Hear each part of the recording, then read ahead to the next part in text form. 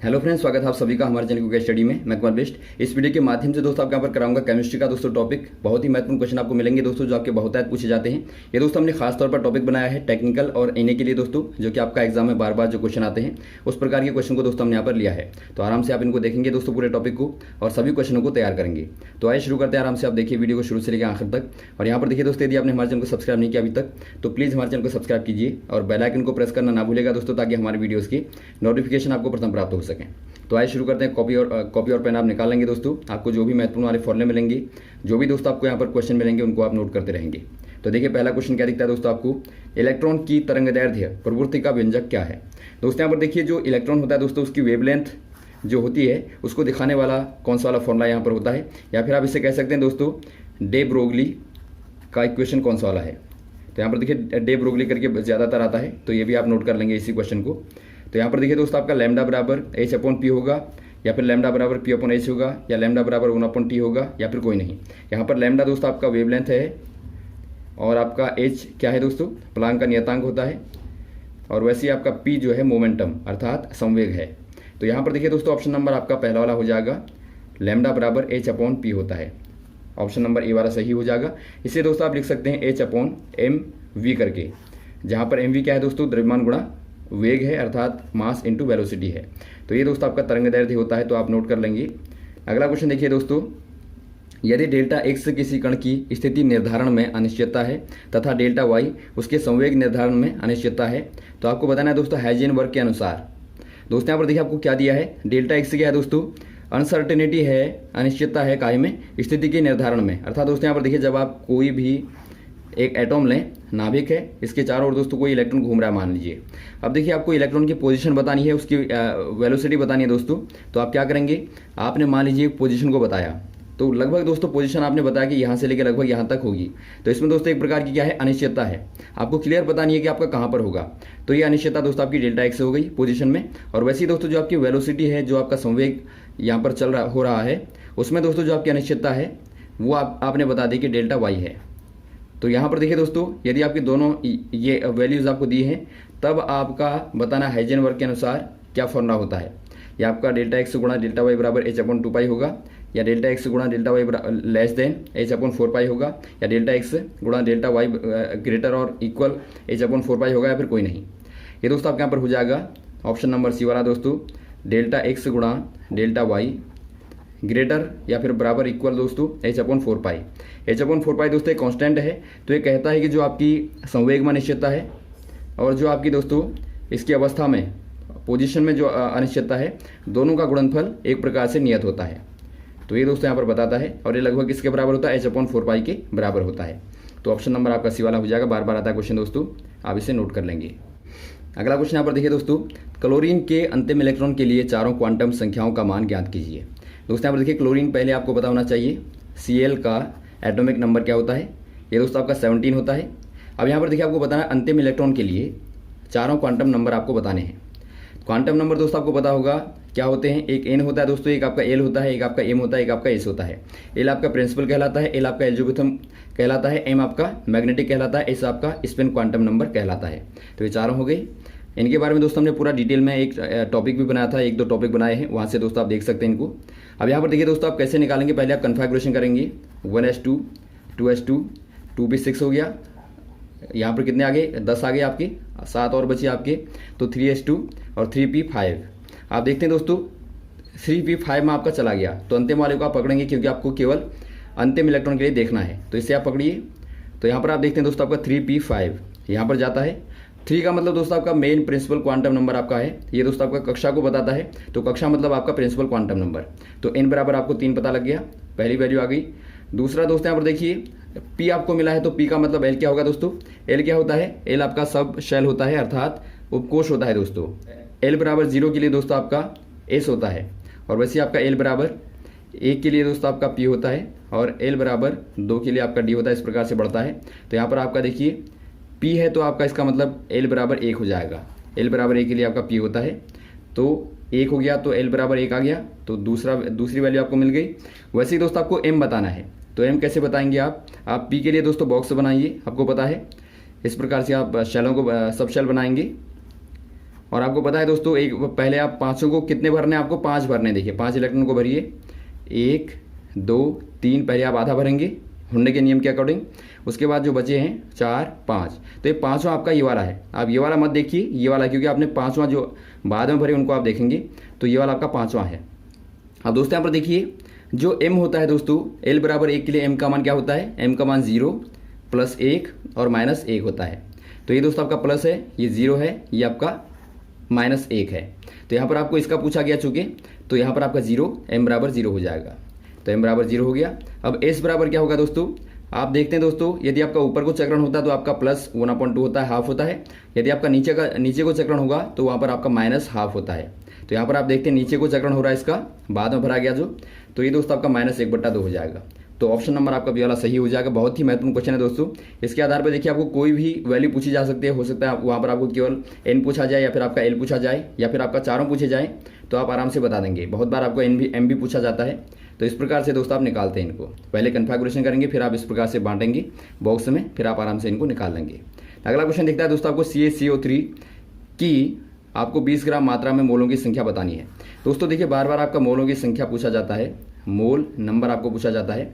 इसको निकालने का पहले भी आपको तरीका बताया था दोस्तों हमने। आप ग्राम में या फिर किलोग्राम में आपको जो भी मात्रा दी होगी, मात्रा आप लेंगे, और बट्टे दोस्तों एटॉमिक मॉलिक्यूलर मास लेंगे आप। तो मास आपका क्या हो जाएगा दोस्तों, आप निकालेंगे CaCO3 का मास क्या होगा। ये दोस्तों आपके यहाँ पर देखिए Ca का 40 हो गया, प्लस कार्बन का दोस्तों आपका 12 हो गया, प्लस O3, O का दोस्तों आपका 16 होता है, तो O3 मतलब 16 48, इनको आप जोड़ेंगे तो आपको 100 मिलेगा। तो 100 दोस्तों आपका मोलिकुलर आ गया, और ग्राम में मात्रा आपको पहले से दी होगी यहाँ पर, आप उसी को रखेंगे। तो यहाँ पर दोस्तों आपका आ गया 20 ग्राम बट्टे 100 करेंगे, तो आपको क्या मिला दोस्तों, आपको मिला 0.2 मोल। तो ऑप्शन नंबर आपका दूसरा वाला सही हो जाएगा, बी वाला 0.2 मोल दोस्तों मोलों की संख्या हो जाएगी। अगला क्वेश्चन यहाँ पर देखिए दोस्तों, निम्न को आयनिक आकार के बढ़ते हुए क्रम में आपको लिखना है। दोस्तों यहाँ पर देखिए आपको आयन दिए हैं कुछ यहाँ पर, इनको आपको आयनिक आकार के बढ़ते हुए क्रम में लिखना है आपको। तो कौन सा वाला सही होगा आपको बताना है। यहाँ पर आपको N3- दिया है, Na+ दिया है, F- दिया है, O2- दिया है, Mg2+ दिया है। यहाँ पर देखिए दोस्तों, जब आपको हमने इसके बारे में पूरा बताया भी था पहले भी, यदि आपका दोस्तों प्लस होता है तो उसका मतलब क्या है, वो दोस्तों डोनेट कर चुका है। तो डोनेट कर देगा दोस्तों, आपका छोटा हो जाएगा, क्योंकि देने से वो घट जाएगा। और वैसे यदि आपका माइनस होता है तो वो आपका लोन में होता है दोस्तों, अर्थात लिए रहता है, तो वो दोस्तों बड़ा होगा।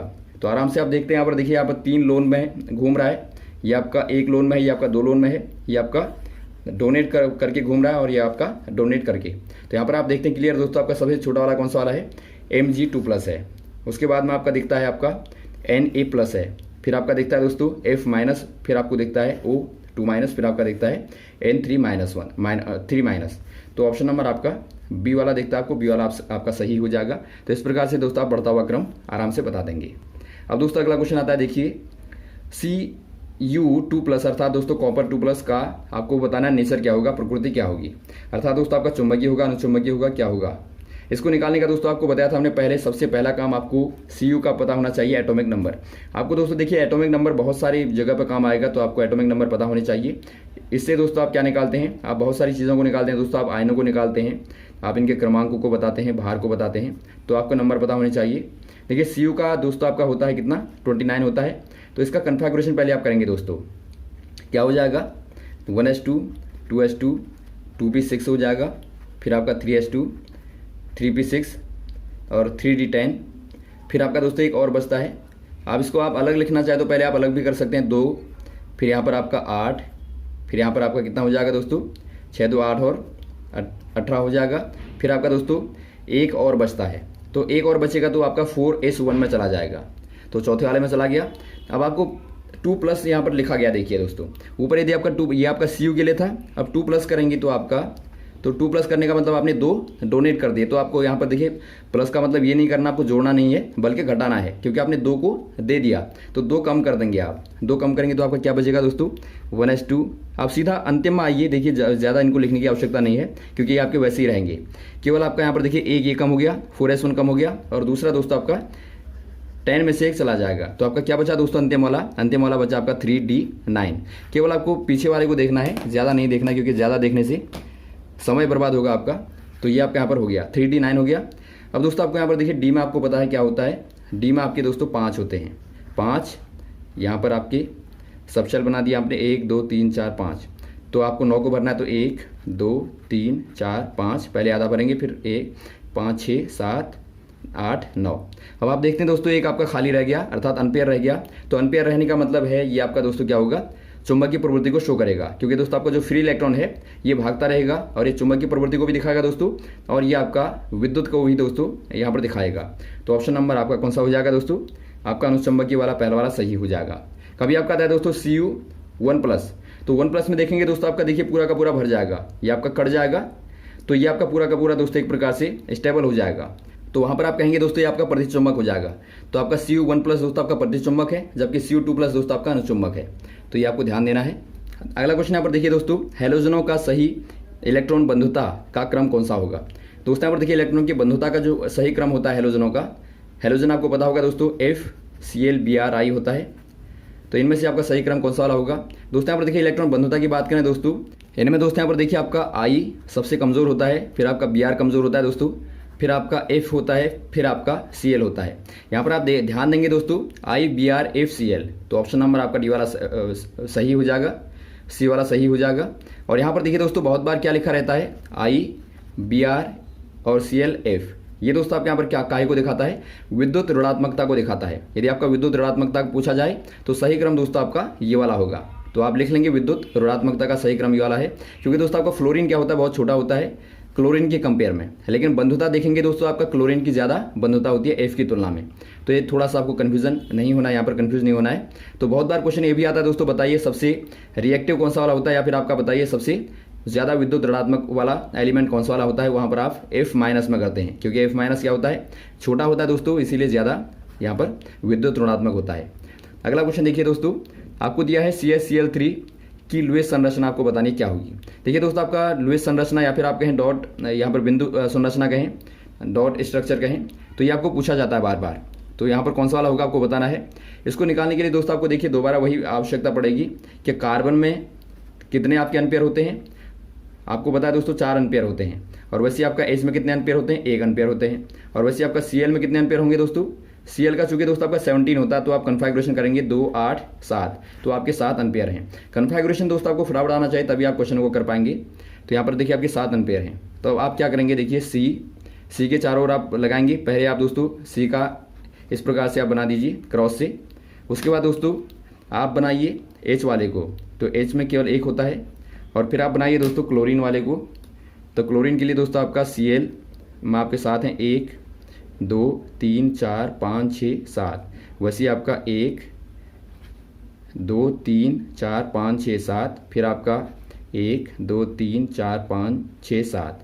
अब दोस्तों यहाँ पर देखिए आपको क्या चाहिए, कार्बन में 1 1 चाहिए, तो आप सभी से 1 ले लेंगे, तो आपका क्या बनेगा, देखिए ये इस प्रकार से पूरा हो जाएगा। इसके बाद पूरे हो गए। अब दोस्तों यहाँ पर देखिए इसने 1 1 लिया है, तो आपका देना भी पड़ेगा। तो 1 यहाँ पर लिया तो ये कंप्लीट हो गया, वैसे 1 लिया तो ये कंप्लीट हो गया। यहाँ से 1 लिया दोस्तों तो ये भी कंप्लीट हो गया, और वैसे यहाँ से लिया तो ये भी कंप्लीट हो गया। अब आप देखते हैं दोस्तों सभी ने 1 दिया तो 1 ले भी लिया, अर्थात सहभागिता निभाई। तो आप कहेंगे दोस्तों यहाँ पर देखिए क्या है, आपस में समान बॉन्ड है दोस्तों, सामान्य बॉन्ड है, तो आप कहेंगे ये आपका सिंगल बॉन्ड है। तो C आपका Cl और Cl और H, तो कौन सा हो जाएगा, ऑप्शन नंबर आपका बी वाला सही हो जाएगा। अगला क्वेश्चन यहाँ पर देखिए दोस्तों, एक आदर्श गैस के लिए P तथा V के मध्य में कौन सा वाला ग्राफ सही होगा। बहुत ही महत्वपूर्ण क्वेश्चन है दोस्तों। आपको एक आदर्श गैस के लिए दोस्तों बताना है P और V के बीच में कौन सा वाला ग्राफ होगा। P और V के लिए दोस्तों आपको एक संबंध पता होगा, बॉयल का यदि आपको नियम पता हो, जो कि आपका दोस्तों P और V के बीच में संबंध को बताता है। तो बॉयल का नियम क्या कहता है दोस्तों, एट कांस्टेंट टेम्परेचर, अर्थात तापमान आपने यहाँ पर नियत कर दिया, वैसे ही दोस्तों आपने संख्याओं को, जो गैस के अणुओं की संख्या है वो भी दोस्तों आपने क्वांटिटी को भी एक प्रकार से कांस्टेंट कर दिया। तब आप देखते हैं P और V में संबंध, तो आप देखते हैं दोस्तों जो आयतन, जो आपका दाब होता है वो आयतन की व्युत्क्रमानुपाती होता है, अर्थात दोस्तों V इनवर्सली प्रोपोर्शनल होता है किसके, 1/, यहाँ पर P के दोस्तों, अर्थात या फिर आप कह सकते हैं 1/P। तो ये दोस्तों इस प्रकार से आपका निकलता है। तो इसके लिए आप ग्राफ निकालेंगे दोस्तों, तो ये आपको क्या देता है, एक परवलय देता है, अर्थात एक हाइपरबोला देता है। तो ये वाला दोस्तों आपका सही हो जाएगा। यहाँ पर आपको क्या दिखता है दोस्तों, जैसे ही आप देखिए दाब बढ़ाते हैं तो आपका जो आयतन है कम होने लग गया, ये घटता है। तो इस प्रकार से दोस्तों आपको क्या दिखाता है, ये एक प्रकार से ये दिखाता है दोस्तों आपका V इनवर्स होगा P के, तो यहाँ पर दिखता है। और वैसे दोस्तों यदि आपको ये वाला देखना है तो आपका ये क्या दिखाता है दोस्तों, ये आपका पी और पीवी के मध्य में दिखाता है। यदि आप इसी लॉ को देखें तो पी और पीवी के मध्य में जो ग्राफ होता है दोस्तों आपका ये वाला होता है, और ये वाला कौन सा दिखाता है दोस्तों, ये आपका पी और 1/v के मध्य में। आप देखें दोस्तों आपके तीनों के तीनों क्या हैं, ये बॉयल के नियम ही हैं दोस्तों। यदि आपका देखें पी वी डायरेक्टली क्या होगा दोस्तों, कांस्टेंट होगा, जो कि यहाँ पर आपको दिखता है। यहाँ पर देखिए कांस्टेंट लाइन मिलती है, और वैसे यहाँ पर आप देखें तो आपने देखा v इनवर्स होगा p के, तो वैसे ही दोस्तों p भी क्या होगा, इनवर्स होगा v के। तो यहाँ पर दोस्तों आपको ये वाला ग्राफ मिलता है। तो तीनों ग्राफ आपके बॉयल के ही हैं, लेकिन यहाँ पर आपको जो पूछा गया है वो आपका सी वाला सही हो जाएगा। अगला क्वेश्चन यहाँ पर देखिए दोस्तों, किसी बीकर में रखे द्रव के लिए यदि ससंजक बल का मान आसंजक बल के मान से कम हो तो आपको बताना है कि सतह कैसी होगी। दोस्तों यहाँ पर देखिए आपको पता होगा, एक बीकर में मान लीजिए आपने द्रव रखा है दोस्तों, कोई भी द्रव आपने रखा है, तो आपको पता होगा दोस्तों यहाँ पर दो प्रकार के बल लगते हैं। एक बल होता है दोस्तों जो आपका द्रव के बीच में लगता है, द्रव के अणुओं के बीच में लगता है, जो कि आपका कह सकते हैं आप पृष्ठ तनाव जिस प्रकार से होता है, ये दोस्तों आपका ससंजक कहलाता है। ससंजक मतलब दोस्तों आपका एक ही पदार्थ के बीच में लगने वाला बल ससंजक होता है। आप लिख लेंगे, डेफिनेशन लिख लेंगे ताकि आपको हमेशा याद रहे। और वैसे दोस्तों आपके दो अलग अलग पदार्थों के बीच में लगने वाला जो बल होता है वो आपका आसंजक कहलाता है। तो यहाँ पर देखिए द्रव के अणुओं के बीच में और कांच की दीवार के बीच में जो बल लगेगा वो आपका आसंजक कहलाएगा। अब यहाँ पर देखिए जब आपको दिया गया है कि ससंजक बल का मान आसंजक से कम होता है, वहाँ पर क्या होगा दोस्तों, यहाँ पर देखिए पानी दीवारों में चढ़ जाएगा, ऊपर को इस प्रकार से चढ़ेगा, क्योंकि यहाँ पर देखिए आपका आसंजक ज़्यादा है तो आपका ऊपर को चढ़ेगा, और ससंजक आपका कम है तो बीच में दब जाएगा। तो आपको बताना है कि सतह कैसी दिखेगी। ये आपकी कैसी बन गई दोस्तों, ये आपकी एक प्रकार से गड्ढा बन गया, तो ये आपका अवतल बन गया, अवतल लेंस। तो ऑप्शन नंबर आपका ए वाला सही हो जाएगा। ये आपका दोस्तों ब्यूरेट की द्रव में ब्यूरेट में देखने को मिलेगा। ब्यूरेट का एग्जाम्पल यहाँ पर आप ले सकते हैं। और वैसे दोस्तों यदि आप पारे को ले लें यहाँ पर, तो पारे में क्या होता है, पारे में आप देखते हैं दोस्तों, पारा चूंकि ज़्यादा दोस्तों यहाँ पर घनत्व वाला होता है और उसमें ससंजक बल का मान दोस्तों कम होता है आसंजक की तुलना में, तो वो दोस्तों क्या होता है, वो ऊपर उठ जाता है। ये आपका ससंजक ज़्यादा है तो ये ऊपर उठ जाएगा, और ये दोस्तों आपका नीचे रह जाएगा। तो ये एक प्रकार से उत्तल लेंस को बनाता है। तो क्वेश्चन दोस्तों बार बार आता है दोनों के आधार पर। और वैसे दोस्तों आपका पृष्ठ तनाव किसका एग्जाम्पल यदि पूछा जाए तो पृष्ठ तनाव दोस्तों एक प्रकार से ससंजक बल ही कहलाता है दोस्तों, क्योंकि वो द्रव के बीच में ही लगता है।